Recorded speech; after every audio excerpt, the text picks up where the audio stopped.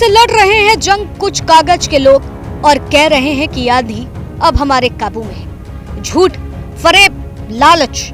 अगर पाकिस्तान ने आजाद होने के बाद कुछ सीखा है तो वो यही है, आतंकियों को बच्चों की तरह पालना, फिर आतंक दुनिया में फैलाना इसका एक मकसद है, जिसे जब भारत बेनकाब कर रहा है तो पाक दुनिया में झूठ फैला रहा है। खैर, कागज के लोग कितना ही कह लें कि आंधी हमारे काबू में है, मगर भारत के वीर योद्धा ने इसका यह झूठ का भी पर्दाफाश कर दिया है और प्रेस कॉन्फ्रेंस कर हर उस सच को उजागर किया है कि कैसे रात भर पाकिस्तान ने कायराना हरकत की और भारत ने उसका क्या जवाब दिया। 8 मई की रात खुद के नागरिकों को खतरे में डाला और 9 मई की रात भारत के स्कूल, अस्पतालों को टारगेट किया गया। मगर यह नया भारत है जो पाक के सारे मंसूबे को बेनकाब कर रहा है, न सिर्फ बल्कि रण क्षेत्र में परास्त भी कर रहा है। हम भारतीयों को हौसला अफजाई की जरूरत नहीं, क्योंकि हमारे रगों में लहू राष्ट्र के नाम का बहता है और पाकिस्तान में नमक हरामी का। और अब जब भारत ने आज प्रेस कॉन्फ्रेंस कर बीती रात से सारे सबूत दिए तो पाकिस्तान दुनिया भर में बेनकाब हो गया है। झूठा पाकिस्तान केवल झूठ की सीढ़ी चढ़ सकता है। इतना ही नहीं, जब जब केंद्र सरकार के पाकिस्तान के खिलाफ लिए गए एक्शन पर लोगों ने सबूत मांगे और जब भारत पूरा एक है, लेकिन इस बीच भी कई ऐसे भांति भांति प्रजाति के लोग हैं जो सबूत मांगते हुए नजर आ रहे हैं, फिर सर्जिकल स्ट्राइक हो या फिर कुछ और। मगर आज भारत ने पाकिस्तान के 5 एयरबेस पर हमला किया और पाकिस्तान ने हमारे किन इलाकों पर हमला किया जिसे भारतीय सेना ने पूरी तरह से ध्वस्त किया, उसका सीधा सबूत दिया गया है। तो यकीनन हमें अब समझ लेना चाहिए, ये नया भारत है, वो भारत जो बोलता नहीं करके दिखाता है, और ऐसा कि शायद जल्द ही पाकिस्तान घुटने टेकने को मजबूर होगा। बता दें कि विदेश मंत्रालय ने बताया है कि यह प्रेस कॉन्फ्रेंस 7, 8 और 9 मई को हुई। पिछले प्रेस कॉन्फ्रेंस में अगली कड़ी थी।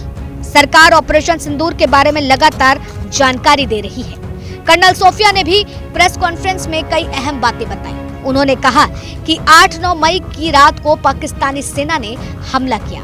उनका इरादा सैन्य ढांचे को नुकसान पहुंचाना था। उन्होंने अंतर्राष्ट्रीय सीमा पर घुसपैठ की कोशिश की।